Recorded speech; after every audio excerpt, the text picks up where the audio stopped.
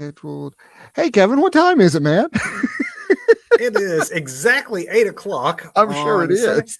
prompt as we always are, Doug, for the Two Exactly. Bros Wrestling Show. That both bros are always right on time. Right on time. Absolutely. Right on time. Nothing Right nothing on late about it. time. Oh, wait, I'm shaking my whole desk. There's Nothing nothing late nothing about late us. about There's us. nothing going on in the world of professional wrestling. We probably don't even need to have a conversation this week about, oh, I wait a mean, minute. really, it was a super slow night, week, in wrestling. I mean, absolutely no layoffs, no people lost their jobs. Nothing happened at all this week. Our main event topic tonight is, of course, the next couple of weeks of pay per views, the fun scripted stuff. But, Doug, what do you say? Let's dive right in Yes, to the opening bell let's do because I think this. we're going to spend a lot of time here. Yep. I have to spend a lot of time here because, quite honest, yeah, that's right. Oh, We have double two double bells. Yeah, ring. Oh, wait, is the match over already? Was it there is so? for a lot of people, as it Unfortunately, turns it out. is.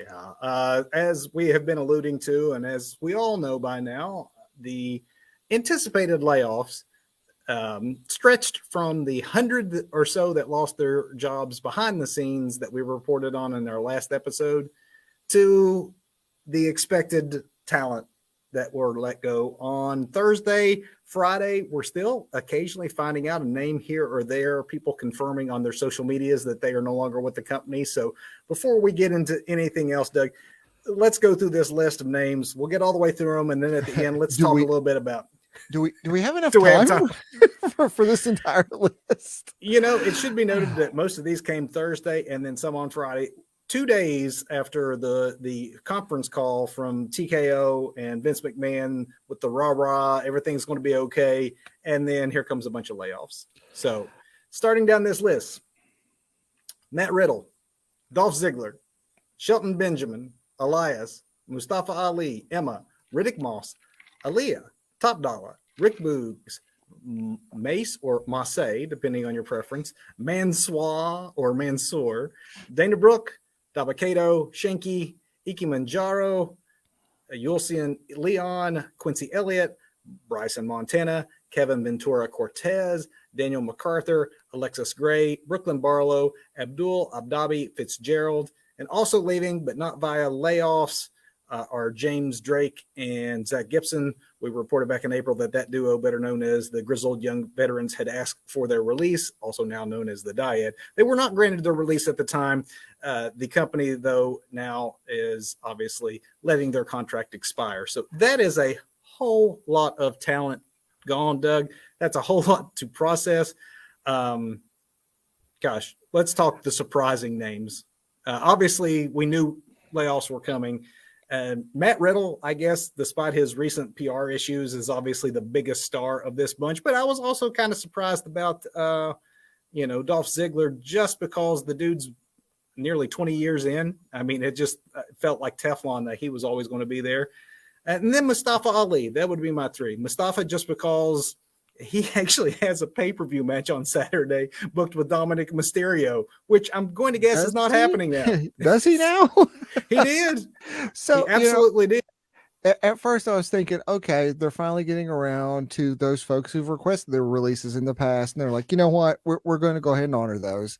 Yeah, because I think Alaria was one of the first one that broke with this and confirmed it. Because apparently WWE does no longer really does a press release. These people are gone, or future endeavors them or anything. They just wait for the talents to actually confirm this via social medias now, and so Ali was quick to get out there ahead of it, and I think a few others were too. But who knows how many others that just aren't really social media savvy, or maybe just don't even care at this point to get their name out there, or just or are shocked that they have been in this list of folks. We may not have seen the last of this already. That is a point that there are some that might just be not handling it well and haven't taken to social media because they don't want to burn any bridges, say the wrong things. A lot of these talent have been in WWE and then out of WWE before. You look at your Emmas, your Shelton Benjamins. Those folks have Right. been around the block a time or two, and they know that if you play your cards right, top dollar, Mm-hmm. Yeah. Maybe there's a second chance for you. Um, I don't know though. For some of these folks, it probably feels like the end of the WWE road. The names I just mentioned, Shelton and Emma, they really weren't doing a whole lot as veteran talent back on the roster. So in some ways, it's little surprise. Um, it should be noted there's even if you're let go, you still have that 90-day no compete. If you're on the main roster, for the NXT folks, it's 30 days. If you're in Mm-hmm. developmental, it's only 30 days. Honestly, a Quincy Elliott is kind of surprising from this young bunch. There is no one in all of wrestling that looks like Quincy Elliott. Has that same super diva character. Kind of like it was really unique. Reports are though apparently he was difficult behind the scenes, so I don't know if that'll Well, hurt his chances. If we're just looking at like who is possible fodder for Tony Khan, if you would have asked me a year and a half ago who from this list would get hired, I'd say all of them because that's the way Tony right. Khan rolled. Exactly. Yeah.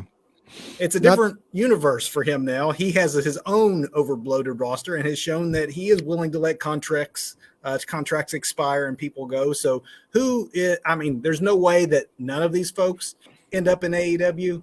The obvious one being a Matt Riddle, just because one, he's young, he's still a big star.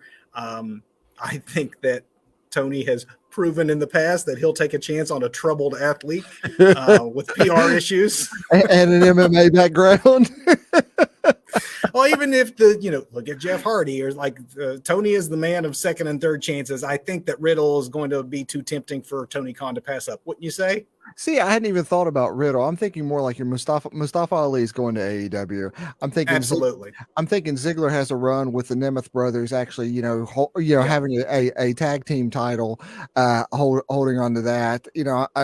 Some true Hollywood blondes there, right? Those are the two that off the top of my head that I'm thinking more than even Riddle. You know, I think Riddle lays low for a while. I really did not even if the thought until you mentioned it, the thought never even crossed my mind about Riddle going to AEW. Of this entire list, you name the only other two other than Riddle that I think are no-brainers for AEW. Mustafa is also young, never was used the right way. He is athletic enough to wrestle that high spot AEW style that Tony Right. likes real well. He will fit right in. And I agree, Dolph Ziggler getting a run with his brother could be too tempting for any of them to pass up. It might actually reignite Dolph's love for wrestling because sort of the running joke anytime you see interviews with Dolph the last year or so is that, I don't really watch the product. That whole, like, I don't care for any of this. Maybe he will again. I do think, though, that Riddle has got value to Tony, and I think that he will take a chance on him. And I'm pretty sure Ziggler was on a recent BTE too, so that probably didn't help him sticking around instead of getting future endeavored. Although I was reading a lot of these people were making main roster money, but really not doing anything on the main roster. And there was no real creative plans for them. So, from a corporate point of view, it made sense to go ahead and start making these cuts. If we're going to pay these people money, they either need to do something or they need to go. So, it looks like they chose the latter of those two options. Do you see like a Top Dollar eventually getting a reuniting with like Swerve or anything along those lines? Or I don't think do so. you I think Top Dollar is too much of a problem backstage and has burned his bridges with some of the EVPs in AEW. So I don't see that happening. So we're depending on which of us is right, we see 2 or 3, 2 to 3, yeah, large name of people. Because truly, you've been seeing, Aaliyah wrestling on AEW Dark a year and a half ago. Like Tony would have snapped up all of these folks in a heartbeat. mm-hmm. And now, while he's looking for his own television deal and profitability to show Right. his corporate overlords, he is not going to be able to absorb all of this talent that's out there. But best of luck to everybody involved. Absolutely. There's some really talented people on this list who, yes, I agree, they weren't all doing enough, but that doesn't mean that there isn't value in them had they been given something to do. So maybe they'll find work in an independent, work their way back to one of the big two, Japan. Plenty of places to work and too much talent here for all these folks to just go away. Yeah, absolutely. Because I think Matt Cardona has proven, the former Zack Ryder, that you don't have to be AEW or WWE to eke out a professional wrestling, lifestyle. Now you can live Yeah. making money as a wrestler and you don't have to be AEW or WWE. Surely doesn't hurt to have that guaranteed paycheck coming in, but there are alternatives in this day and age for all these talents. So wish them the best of luck in Best their of future luck. in their future endeavors. Since yeah, WWE didn't officially future endeavor them, we'll do it right here on the Two Bros Wrestling Show. Doug, this next story would have been the top story on almost any given week had it not been for the layoffs. But these layoffs came the same day as TKO announced a new TV deal for SmackDown. And this is what, I expected would be leading off our conversation tonight. Yeah. Just because this really reshapes the wrestling landscape quite a bit. We alluded to Tony Khan a few minutes ago. I know on our last show, we had talked about Tony possibly getting close to a deal with Warner Brothers Discovery. We know that the big two, and we've been following this for months now, like there's a lot of TV rights and a lot of money as the traditional form of media is still in its sort of beginning stages of what's probably going to be its death knell as the move is to streaming. But there's money to be had right now, especially in live programming. The first domino has now fallen, and we'll see if this makes the other deals come together. But TKO, WWE and NBC Universal announced that a 5-year deal is now in place for SmackDown, which means SmackDown will no longer be on the Fox network. It will be moving to USA beginning in October of 2024. The deal also includes 4 annual primetime specials on the NBC network. No financials were discussed or announced, rather. And even though that's the case, the reports are it was significantly more than what WWE was getting from Fox, which was, a hefty sum to be on network television. So this has probably been a pretty good deal for those involved.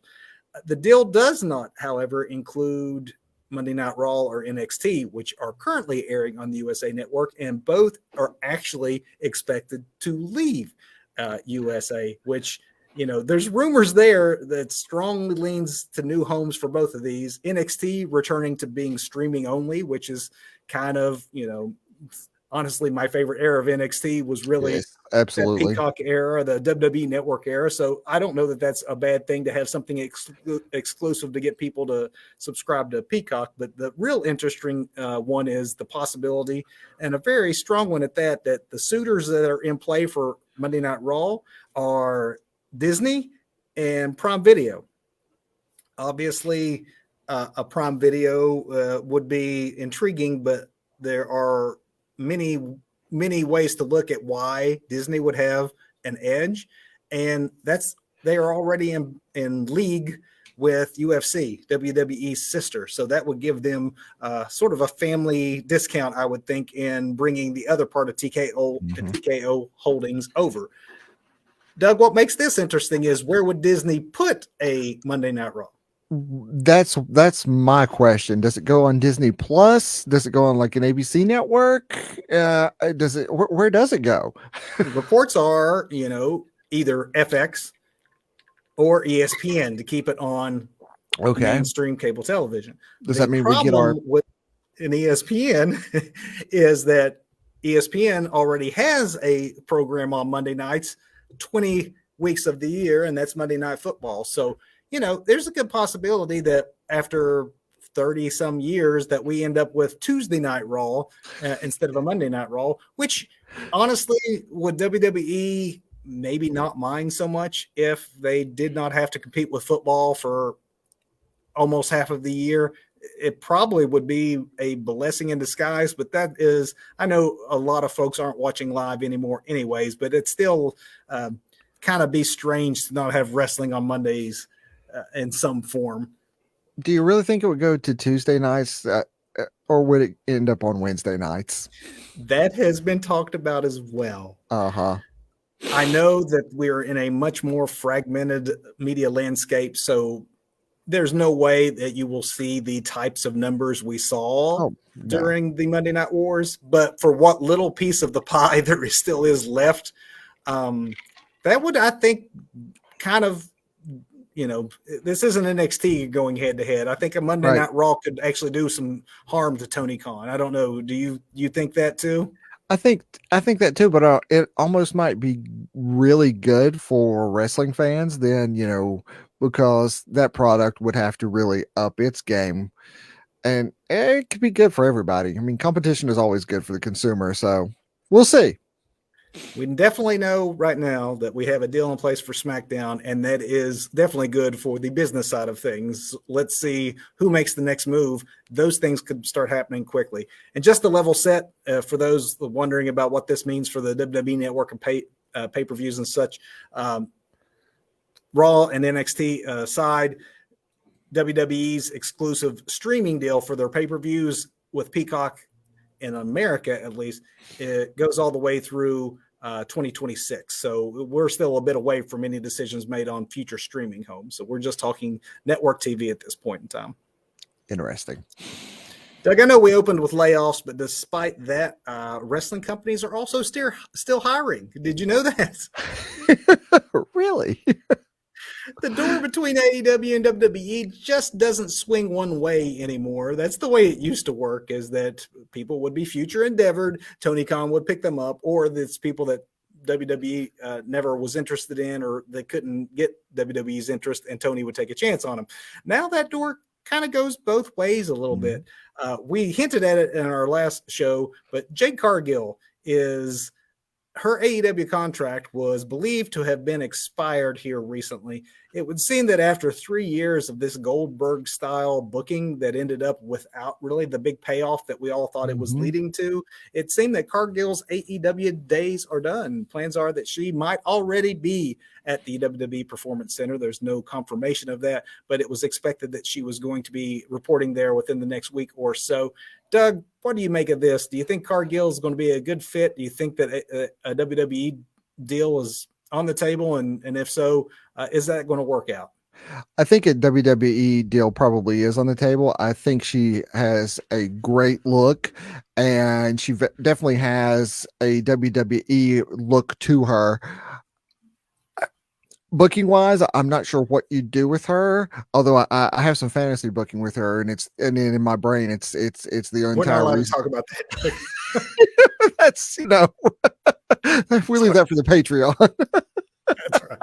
But I do think it would justify bringing Nia Jax back like they have if you bring in Jay to the main roster and introduce her in a way where she totally destroys, the immovable object within a couple of minutes, a complete squash to establish herself. Because everything I've been reading and watching, indicates that she is making that main roster money, which she better be careful because she's not been on TV yet, so she could get future endeavor.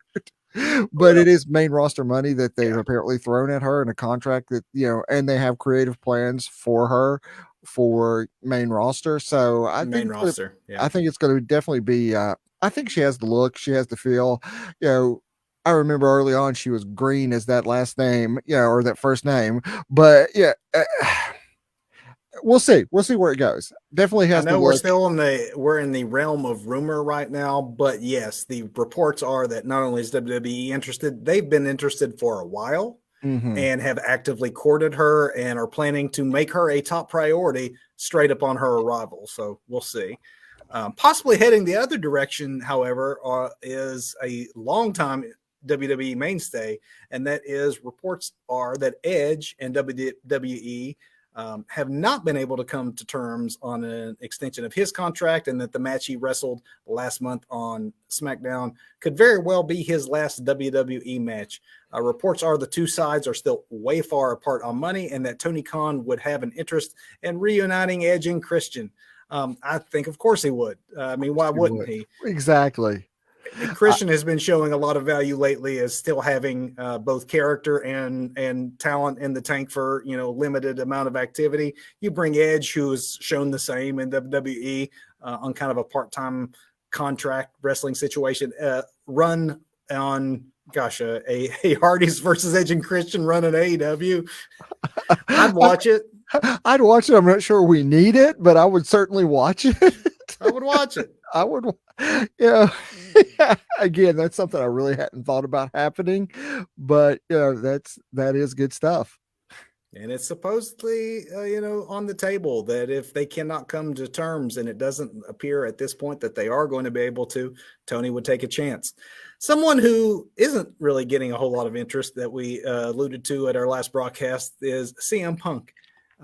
Despite recent rumors that it was only a matter of time before Vince hired the free agent, the most recent word is that it isn't a hard no. If it makes sense and people can do business, Vince has shown he can forgive anybody. But that buzz and excitement that was behind the scenes on the possibility of stealing away a Cody Rhodes, it's not reportedly there for a CM Punk, which makes sense considering the bridges he burned last time that he was there.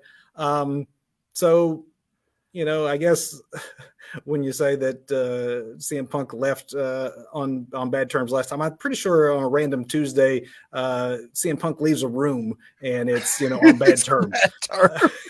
But it's the room's fault. Totally, it's always fault. Totally the room's fault. I don't know. I don't see, at least in the near future, CM Punk showing up anywhere. I don't see him.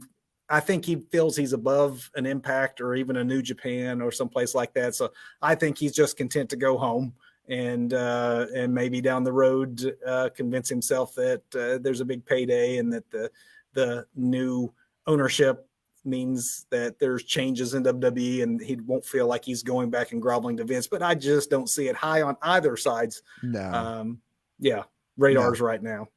No, and it almost looks like a desperation act from WWE at this point. Where why would they? This guy they cut loose has clearly been trouble for them and other companies, apparently, if the rumors would be to be believed.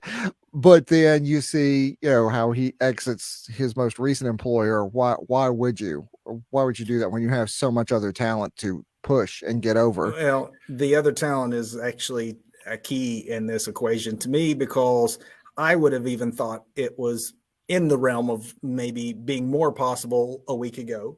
Those optics right now, let's let 100 people in the office go. Let's let a bunch of, good men and women that are liked and talented go. And, let's bring back a pariah in the world of wrestling. Just bad optics right now. Yeah. And I mean, this is a new corporate environment in WWE. Right now, they probably don't want any real negative attention beyond the layoffs. So I don't see it happening. No, don't see it.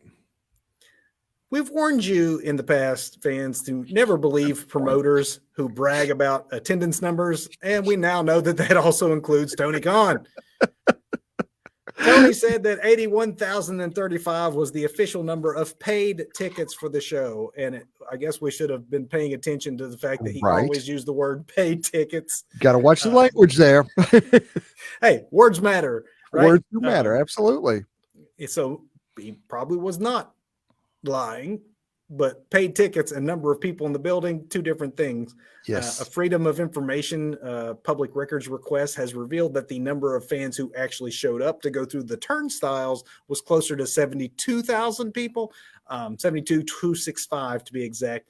It's a big difference, some of which can obviously be attributed to scalpers who buy tickets, hoard them up, thinking they're going to make a huge profit and just were not able to recoup their losses and sell those seats.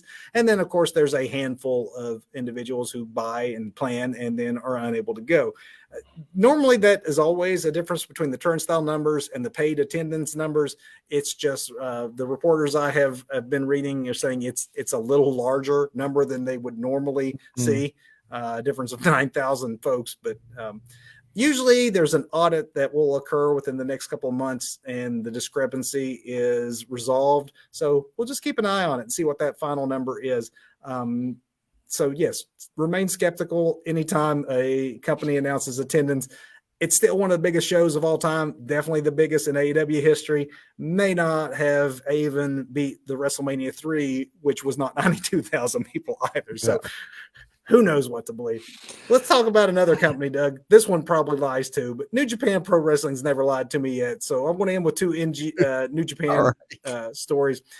They announced some significant upgrades coming to its streaming service in GPW world, it's going to happen later on this fall. The new service is going to include apps for iOS, Android, Roku, TV. The video service is going to be upgraded to full high definition, which it has not been. Users are also going to have the ability to download content to watch offline. Streaming, normal streaming protocol, not something that New Japan World had going on before. Search functions are supposedly being improved. And guess what? The price is going up, just like all of our streaming services as well. Of course, I know that this is a conversion, but it's an odd $8.86 per month, which is a bit more than $2 more than what it was previously. It's expected to debut, as I mentioned, in the fall. If you're a current subscriber, no need to do anything. You'll automatically be charged the new price as soon as everything rolls out. And any pay-per-view content that was previously purchased is going to automatically transfer to your new service, but you will have to re-download the app and everything. This isn't an update. It's a complete overhaul. The final story I end on, and it's New Japan as well, is that after more than a decade, Kevin Kelly is transitioning. Of course, we've been seeing him on AEW Saturday night, so it's only been a matter of time. But New Japan is going to have a new primary voice to its English commentary. Kelly will still be involved with New Japan, things like Wrestle Kingdom and the big pay-per-view events, but that day-to-day English voice of New Japan Wrestling for the first time in a decade is going to be someone other than Kelly, and that is Walker Stewart, who I was not familiar with, but he does have a lot of prior experience. If those of you who watch a lot of indie stuff, he's worked with GCW, he's worked with New South Pro Wrestling, he's worked with Future Stars of Wrestling as well as Mission Pro, so good luck to him, and honestly glad to have Kevin Kelly back on American television as well, so maybe this one works out for everyone. Win-win. Win-win. Let's talk some winners and losers, Doug. It's time for our main event. My Today, goodness. So many pay-per-views, so little time. We have one we're not even talking about. NXT's No Mercy, where Dominic is going to defend the North American title against Mustafa Ali. Oh, wait, he's not. Wait a minute. Dirty Dom had to do with this. That is upcoming on Saturday. We're not going to talk about that one. We're going to talk about the next 2 weeks of pay-per-views for the main roster and AEW. Wrestledream comes first. Normally, I would say we are going to start in chronological order, but no, we are not. I am going to instead go to Fastlane, and the reason is, nope, don't worry about it, Doug. Don't look it up. Okay. Because there are no matches. Okay, good, because I was going to say I have no idea who's on Fastlane right now. That's what I want to talk about. It's 2 weeks away, less than 2 weeks away. No matches. There are a couple of rumored matches. There's a couple that we can probably expect, but obviously, Doug, the reason for this has to be the WWE is distracted, right? We have a merger that's happened. We've had behind the scenes layoffs. We've now had a bunch of talent let go. There's probably a reason why this is percolating so slowly, but it's really slow when it's less than 2 weeks out and you have no official matches. That's concerning. I mean, that's like ripping the script up 2 seconds before you go on air and starting all over, kind of concerning. Yeah. But maybe that's the way we're going. Maybe we're just going to freestyle pay-per-views now. What we have right now is a very likely world title match with Seth Rollins and Shinsuke Nakamura. But I want to talk about that one first because there's some hot rumors on the next one that might actually be one of the reasons why they're not concerned that they don't have any matches announced as of yet. Seth Rollins in this scenario has to go over. Nakamura is not really considered a main event world title picture player anymore, except for the purposes of this storyline that's gone for the last month and a half. I can't imagine anybody but Seth winning this, even though I think that, Nakamura has shown that when motivated, he can still go and he'll probably get a good match with Rollins because Rollins can make anyone look good. And I don't know, though. It doesn't seem like a pay-per-view caliber match to do a second time around. This would be a repeat of the last encounter. Yeah, I think Rollins definitely goes over here. You think he ends with like a paradigm shift? Yeah, just like as a shout out to Mox. That would be funny. That would be nice. But so our other match that we know is happening is John Cena is going to be taking on the Bloodline Solo Sikoa and Jimmy Uso. It was going to be AJ Styles and John Cena, but the Bloodline conveniently took AJ Styles out of the picture on Friday Night SmackDown this week. So the big question now is who is going to be John Cena's partner? Rumors were that was going to be LA Knight, but LA Knight has come down with COVID. And another reason why we aren't getting this match. Now, Doug, I think that you and I all know who the rumor is stepping into that role. Do you see that happening? You know what? There's a writer's strike. There's an actor's strike. Cena and Mr. Johnson both have nothing going on right now, and it seems like that would be that's main event material right there for Bloodline, which leads into so much more down the road, which was pretty much penciled in allegedly, for last year. Poor Cody's never going to get to finish his story, but whatever. We know how I feel about that anyway. Since we have no matches to preview with Fastlane, I do want to spend a minute on that very topic. Is it enough in this day and age, especially when you're talking a non-major pay-per-view? It's not a SummerSlam, Mania, a Royal Rumble. It's kind of an off-month pay-per-view. Do you think that it is enough to sell a pay-per-view to go Bloodline versus a united John Cena and The Rock, and the rest of it can just fill in within 2 weeks? And that's one reason maybe WWE isn't so concerned. I joked at the top of this segment about, just having, writing, just freestyling the pay-per-views, but go back and watch that SmackDown when Rock comes out. That he blows the roof off of that place, and those fans are ecstatic for the entire time, and he has them literally eating out of his hand the entire time he is out there. So I absolutely think on his star power alone, considering the pop he got there, now you throw Peacemaker John Cena into the mix here too, who's been getting good reactions since he's been back. Absolutely. I'm not hearing the Cena sucks chance. I think people are genuinely glad to have him back. Exactly. So, I think the two of them can definitely carry a pay-per-view and set the table for some very interesting things that could happen within the next, 6 months or so. Let's go there. Do you think that the mystery opponent, if it is Rock, do you think they go that way if it's a one-off? Do you shoot your shot on, hey, we have an opportunity? I think if you have an opportunity and it's only one, you just take what you can get when you can get a Rock. But I just don't know personally that they would bring The Rock in just for one night, and it's not a WrestleMania or a SummerSlam or even a Survivor Series or Royal Rumble. Do you think that if they bring him in for this tag team match, that pretty much means at least by Rumble, if not all the way to Mania, that we get Roman Reigns and The Rock finally? Dude, let me fantasy book right now, okay? Cena and Rock do this. They go over, right? And we've said this before, a lot of the Bloodline stuff isn't even necessarily about what happens during the matches with Bloodline matches. And Bloodline's been honestly and unfortunately a little stale as of late, where, we've got Roman. No Roman. Jay's on another show. You got Jimmy and Solo. This is Roman. Call Roman Reigns. Yeah, that's exactly. how he's in storylines and has been for a month. Exactly. But you do this at this pay-per-view, Roman shows up, the big dog shows up, there's that classic beatdown afterwards, which takes out you take out Cena, you take out Rock, but it sets the stage for something much bigger for, when Roman is, carrying his title and waiting to see who his Rumble opponent is, or not his Rumble opponent, but the winner of Royal Rumble, who's going to drive right on to WrestleMania. And then you have Rock return, a recuperated Rock return from this beatdown, win the Rumble, and then go on and challenge for the big dog's title or the Tribal Chief's title. That's just some fantasy booking, though. May or may not happen. That's only 4 or 5 appearances you'd have to really have The Rock for. Exactly.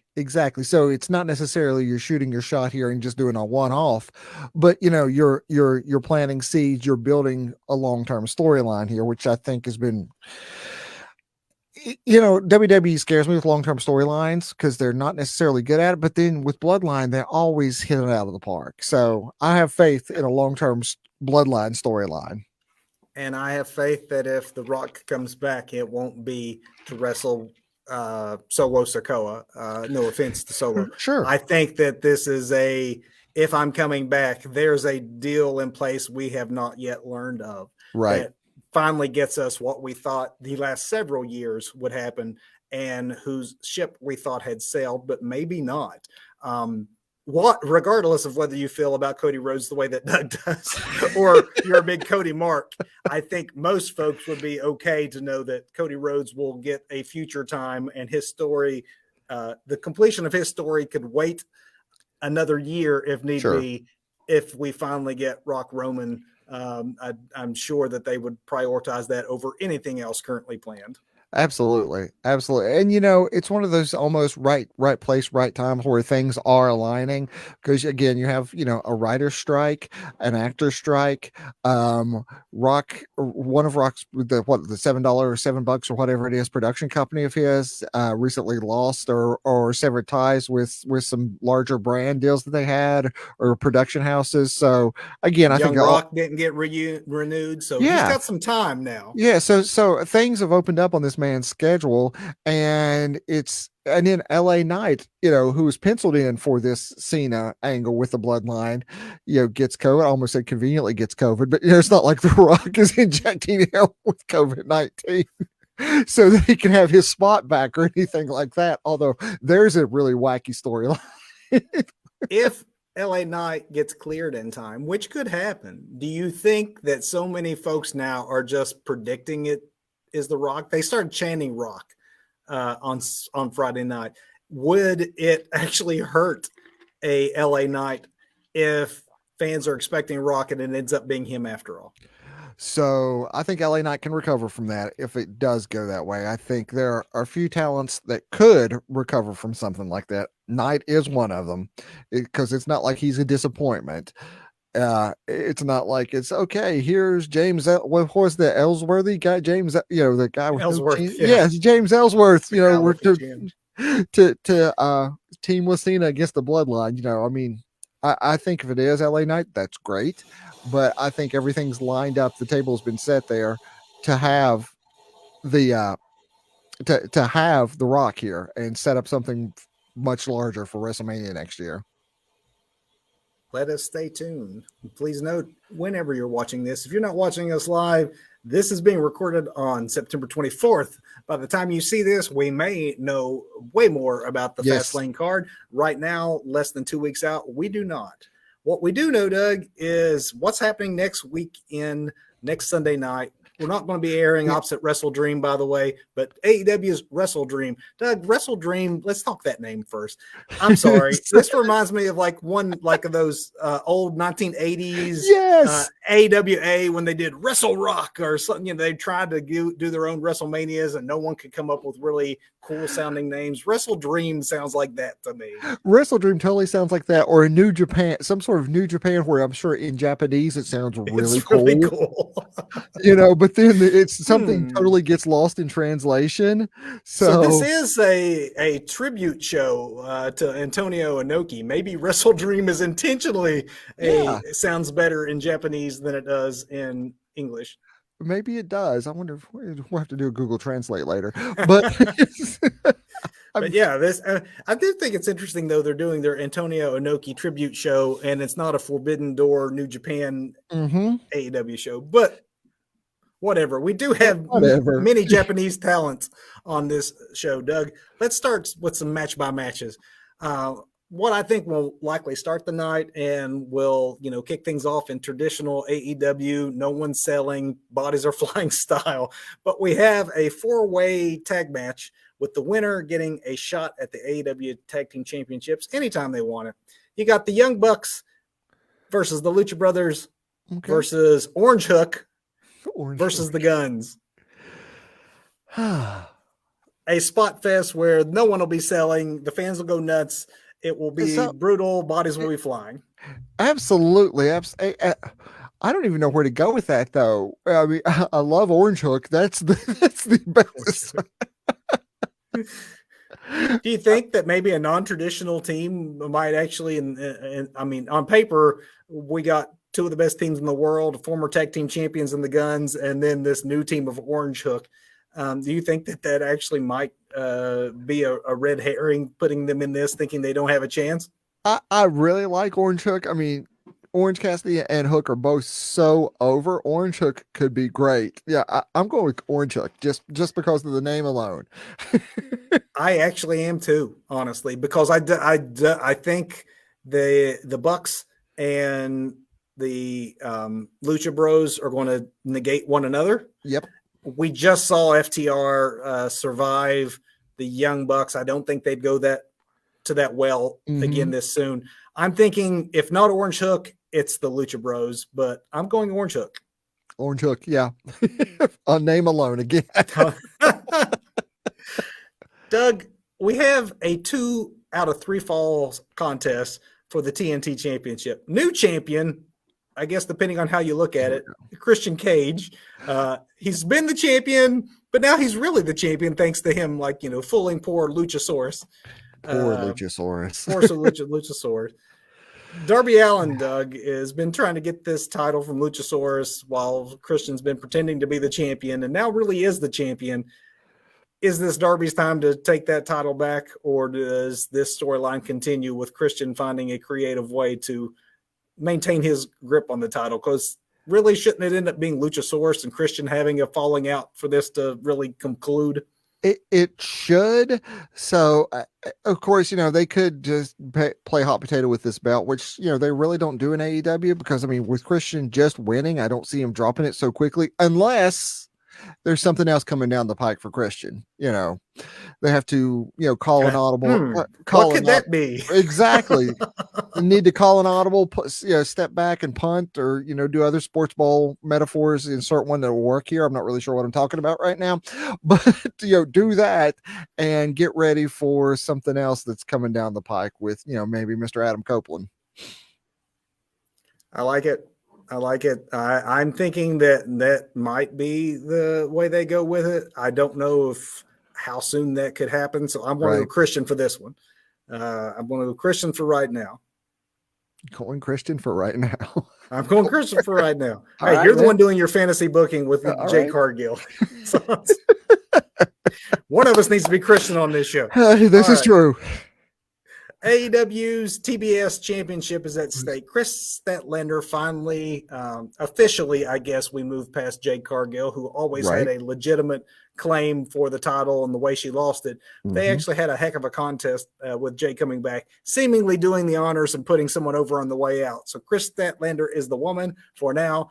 This is a big step up for Julia Hart. Julia Hart is her opponent. I like Julia Hart when she was the bubbly little cheerleader character, but she really adds a lot, I think, to the House of Black. If there's anyone committed to that, the House always wins theme song and everything she's got going on there. That darkness. I never would have thought that the little Miss Sweet and Innocent character could do this emo dark character so well, but I'm digging it. I know. The two folks that I thought stuck out like a sore thumb in the House of Black, were Buddy and Julia. And they have proven me wrong. Seeing them live truly helped, and then it finally clicked with me, and I got it with both of them. But I would love to see Julia take the belt here. I would love that. Again, it's a short reign for Statlander. Then that's the only thing is the short reign. But I would love to see that. I'm going to go with Julia here because the house always wins. Why not? I'm going to go with you on this one. I know we should disagree, and there's part of me that thinks that there's been not enough time passed for Chris Statlander yet, but that can be said for a lot of the matches we're going to have coming on here talking about in just a few moments. So with a lot of champions who are relatively new, I think that they're going to have to pull the trigger on a few. Yeah. That might be the one that they do it on is a Chris Statlander, because maybe Chris is destined for bigger things, and maybe it's time for her to work into the main event scene, because looks like Toni Storm is going away but the program with Saraya seems like it had a conclusion. Saraya is going to need someone else to go against. Maybe that's Chris Statlander. We'll see. I like that. I'll agree with it. We'll go Julia for this one. All right. All right. What are we We got covering here next? we got Kenny Omega, Chris Jericho, and Kota Ibushi versus Kanesuke Takashi. Oh, I get that one Yes, wrong every time. every time. It's so hard to say. Takeshka. Yeah. There we go. Sammy Guevara and Will Ospreay. Come on, this is going to be on. insane. But again, it's six really talented guys. I kind of like the Sammy thing, doing the going to Don Callis and screwing over Chris Jericho, who's now teamed with Kenny and the Golden Lovers. It's Chris Jericho and the Golden Lovers. This is amazing. It's so bizarre. Although I love the whole play off of the Jericho Shawn Michaels thing, the mentor mentee. I looked up to you, and then right down to Sammy's trunks. Loved it. And I think a lot of people are indifferent to Sammy Guevara for some reason. I really enjoy Sammy, and he's a spot machine too. So he is. This will be a heck of a match, and obviously Will Ospreay is only a casual presence in the AEW, so folks probably aren't fully. You've not seen fully what all Will Ospreay can do. He's one of the best in the world, so this will be a great match. And I'm actually I'm thinking that the heels go over in this one just because. I was going to say the Callis faces family. still, yeah, the Callis family is just kind of getting started. I think it benefits them more, and obviously Kenny's lost in 2 straight contests to Keshka, so I'm thinking that looks like he has his number. Eventually, Kenny will finally slay that demon that he's not being able to slay right now. But I don't think it's in a 6-man. I think it's in a 1-on-1 down the line. It is on a 1-on-1 down. I absolutely agree with that. Don Callis, man, we're all in on Don Callis. Don Callis is a nuclear reactor, my man. Yes, he is. He knows how to bring the heat. Wow. Okay. Talk about a match I'm really excited about, Doug. Hangman Page versus Swerve Strickland. Oh, yes. Man, I have for the longest time, in the first 8-9 months of Swerve's AEW run, thought, what are they doing? They got someone like Swerve Strickland, and they don't know better than WWE knew on what to do with him. Yes. And then in the last 2 months, 2.5, 3 months, suddenly he seems like a big deal. This further cements him as a big deal. And if I must say, I have wanted to save this for some time now. Whenever there's evergreen content, something that, hey, what's my performer of the week? I have to give it to Prince Nana. Just Prince Nana's dancing whenever Swerve Strickland's music hits. We got the thing where he's holding his belt, and then there's the swerve. I don't know. It's one of those ridiculous wrestling things that brings me inexplicable joy because it's so stupid. It's hilarious. I understand completely. I got a feeling we were probably not going to disagree on this because, when Swerve does go over, and I believe Swerve will go over, Swerve will be going over a former champion, a former world champion here in Adam Page. And, that is going to add to his worth in AEW, and it should strap a rocket to his back and skyrocket him into that main event scene in AEW, where I think he should be, and I think he will eventually be an AEW world champion. It does feel like they have finally figured it out and are doing all the right things for Swerve Strickland. I don't think they need to mess that up now by having him take the L. I mean, I know Hangman's kind of that underappreciated member of the elite. We talked about that a lot on our last show, but I think he does the honors here and puts Swerve over. Yeah. I think above all, we can always expect Hangman to do the right thing. So, and I think the right thing here is like you say, do the honors. Do the honors. Doug, let's move to the ROH World Championship. It's also for the New Japan's Strong Openweight Championship as well. You got a double title match where the champion Eddie Kingston defending against the pure champion of Ring of Honor, Katsuyori Shibata, and I am pretty sure somebody's going to have some blood bruises. Actually, I think both men will end up with blood bruises all over their chest by the time this one is done. I can feel it now. It hurts me just thinking about this match. I know. You know, It's got to be Eddie, though, right? I was gonna say, I hate to agree with you again, but I think we're going to. It's got to be Eddie. Eddie just won this last week, and what a match that was, by the way. If you haven't seen it, I may be talking about it a little bit later. Yeah, what a moment for Exactly. one of wrestling's like Exactly. underdog guys that people have loved for a long time.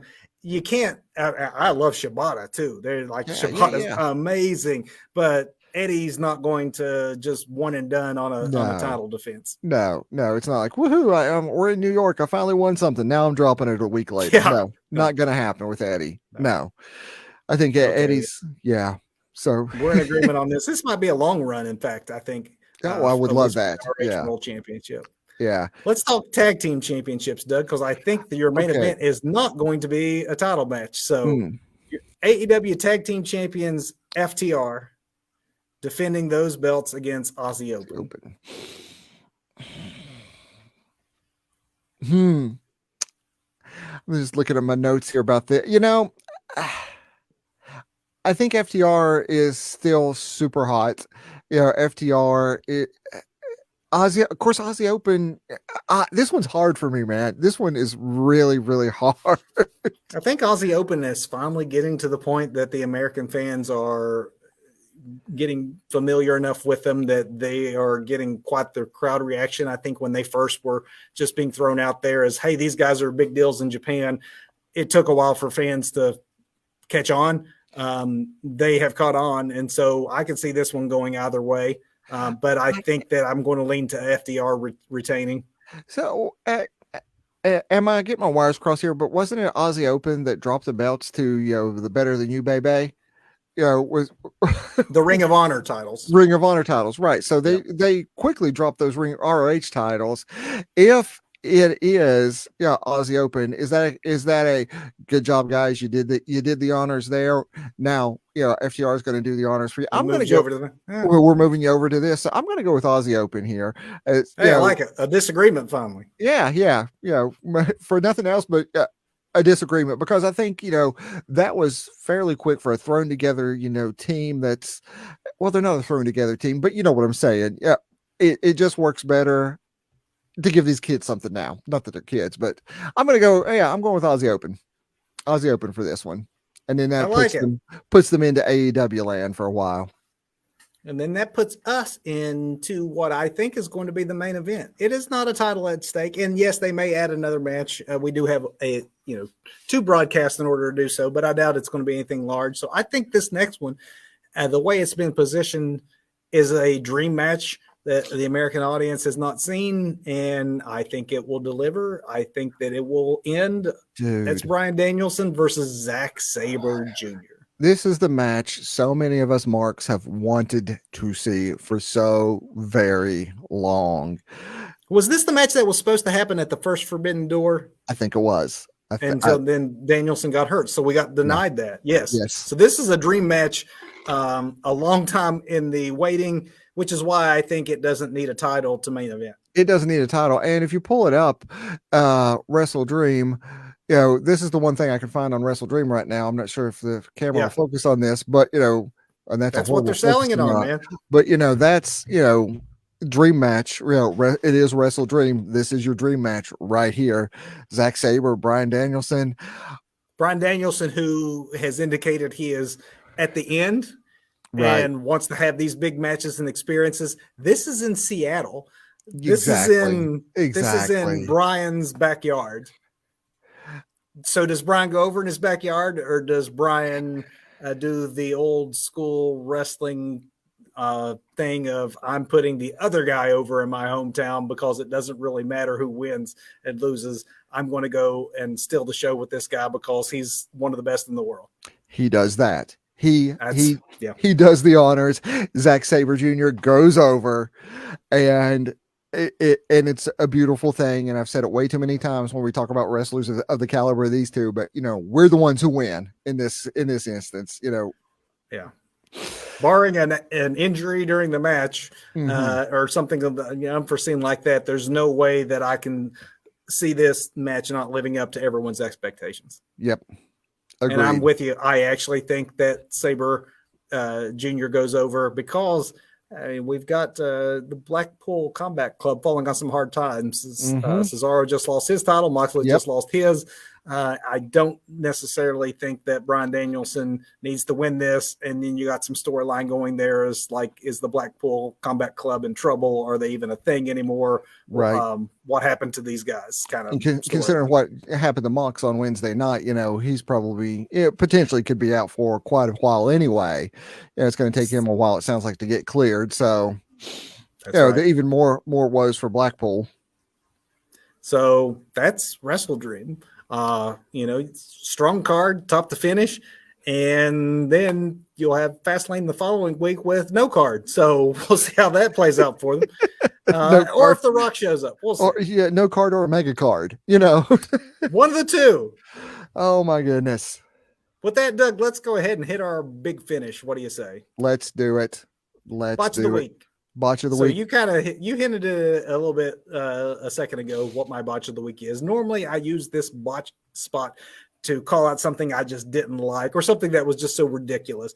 I rarely use it as an opportunity to call out an actual botch, because an in-ring botch, I'm not of the you effed up brigade. I hate those chants. I just always felt that was disrespectful, calling out putting yourself over, trying to look like a smart mark at the expense of the men and women who are literally risking their necks out there for you. Just was always classless to me. So the reason this is my botch is not that it happened.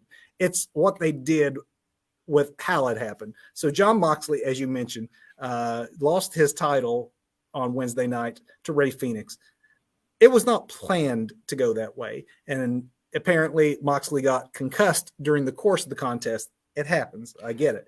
But he took this brutal move, and it was obvious that it was a 3 count because Mox could not kick out. And the referee just stopped. And people booed, and it looked awful. And the solution wasn't, let's pick him up and drop him on his head again and just redo the move, except this time we're all on the same page and we'll count to 3. It honestly just kind of ruined the ending of that match. Again, I'm not saying that it's my botch of the week because Moxley got hurt or that he was physically unable to kick out. There just needed to be a way better plan B in place, because it totally took everyone out of the match to end it the way that they did. I kind of think back to what Jim Ross used to say, is that, as a referee, he was always taught, call what you see. And call what you see and see what you call. and if that's not the finish, but it's going to be the finish, that's not on you. That's on the performers. So that's on the talent in the ring, and unless you've heard otherwise, because the last time I'd read about this, the hit, the concussed Mox happened very early on in the match. It wasn't maybe even before the bell rang. It was that over the top rope dive before the match that he actually got concussed. Supposedly. So there was a lot of time to communicate with the ref and Rey Fenix and everybody involved what the finish was going to be and how, it needed an audible needed to be called. And I'm thinking it was Mox that called it and said, no, here they finally realized I need to do this, and let's send out Cesaro, get a DQ, anything, because it's obvious that you wouldn't build Orange Cassidy up the way you did, have him lose the belt to Moxley, and then immediately have that finish where Rey's the champion. Rey's not supposed to be the champion. Things happened. It went that way. But there was not a good, solid plan B in place, and it just kind of made everybody and everything look bad and bewildering. Yeah. I totally agree with that, because when I watch it, I was like, oh, that just looks. I mean, he tries. He honestly does try, because he's like, wait, he knows the finish, and he knows this isn't the finish, clearly. Because and I think Mox calls it, and he's like, okay, let's do it again. Then Rey does the pile driver again. Protects Mox. Because you look at those pile drivers, they look vicious, but they're supposed to, because that concussion did not happen then. It happened much earlier, completely, not through anybody being an unsafe worker. But I mean, it ain't ballet. But I'm going to take a page out of your book this week with the botches, and call a WWE out on their dropping so much talent this week. Good call. Because this is a huge botch, because you have all these deals popping up, you have this great merger, the company is in a very profitable place. And it's not the fault of these talents. And I'm sure that somebody could make the argument that it is because they're not getting out there getting noticed and getting their stories. But it's not the fault of these talents that they have main roster money, but creative has nothing for them. You know, Yeah. why collect all these toys if you're not going to play with them in the first place? But now we have a ton of people out of work. They're going to be sitting at home for the next 30 days to 3 months, depending on where they were released from. At Yeah. least they're getting paid, but they have these non-completes. Some of these folks are fairly hot. They're going to cool off some now, but I still think there's a place for these people to continue to make a living as professional wrestlers. Again, going back to Matt Cardona, it's been proven that in this day and age you can do that with the indies, with other promotions that aren't the big two American promotions. So again, best luck to them in their future endeavors, and I mean that from the bottom of my heart. Yeah. I hope you guys do well and gals do well, but shame on you, WWE. Come on, you can do better. 100% in agreement with that. Go show the Fed how they messed up, not you guys. Absolutely. Performance of the week, Doug. We're just now talking about folks that weren't getting opportunities, folks that maybe could do better for themselves, reinvent themselves in greener pastures. My performer of the week is someone who spent 20 some years doing this. I first saw Eddie Kingston. He came on my radar around the time I finally got access to Ring of Honor. I followed him from there over to the NWA when Billy Corgan first put it on at 6:05 and Jim Cornette was doing the co-hosting, and Eddie stood out wherever I saw him work. And it wasn't his technical skill. He was a brawler. It was his believability. It was his intensity and the way he pulls you in on a promo. And you finally saw that. Eddie Kingston, dude. Eddie Kingston is a world champion. Feel good moment, 21 years in the making. I'm going to go ahead and say also my match of the week. Yeah. Okay. So there we go. Both of them. Now to you. What you just said. Absolutely. It's where I was going with it, man. Because Eddie, for me, it was NWA. I saw Eddie cutting a promo and it's like, who is this dude? It was funny because I was reading this week. Somebody had said, I do not remember where I read this, but they were talking about Eddie Kingston. Eddie Kingston believes wrestling is real. And so do I because of Eddie Kingston or something along those lines. That's great. And I'm like, yes, that's it. I mean, he is one of those guys who's legit like heart and soul of professional wrestling. Everything Eddie does is so believable and so legit.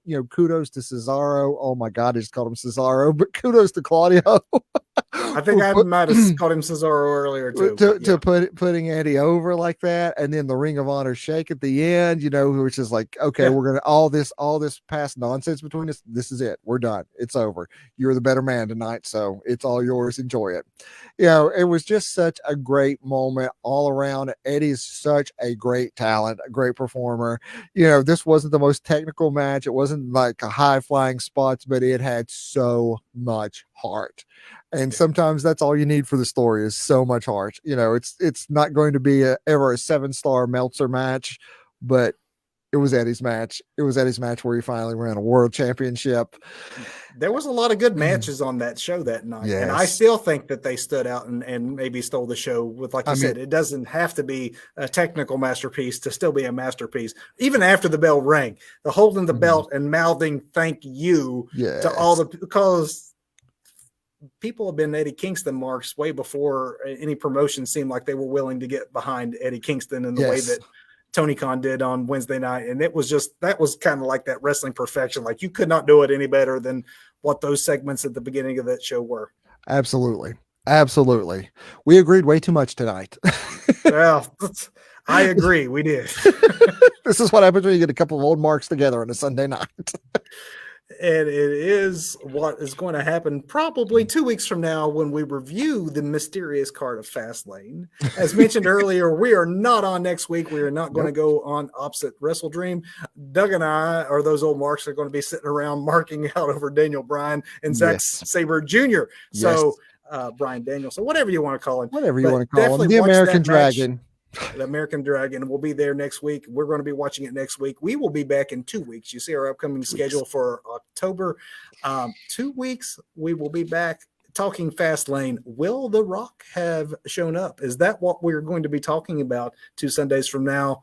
Come back and let's see together. What do you say? Let's do it. We'll see you then. Until then, go watch some wrestling.